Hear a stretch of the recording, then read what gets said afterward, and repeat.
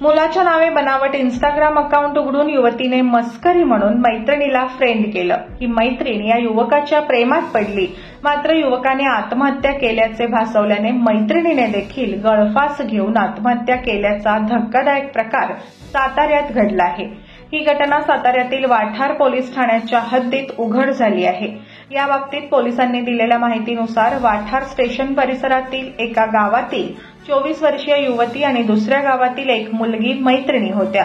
या युवतीने मस्करीपोटी मनीष या नावाने इंस्टाग्रामवर बनावट खाते उघडले आणि आपल्या मैत्रिणीला फ्रेंड रिक्वेस्ट पाठवली.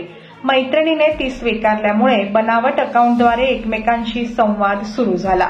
प्रेमात पडल्यानंतर मनीषला भेटण्यासाठी मैत्रीण आग्रह करू लागल्यामुळे बनावट खाते तयार करणाऱ्या युवतीची पंचाईत झाली आणि भीतीपोटी तिने शिवम पाटील या नावाने दुसरे बनावट खाते तयार केले.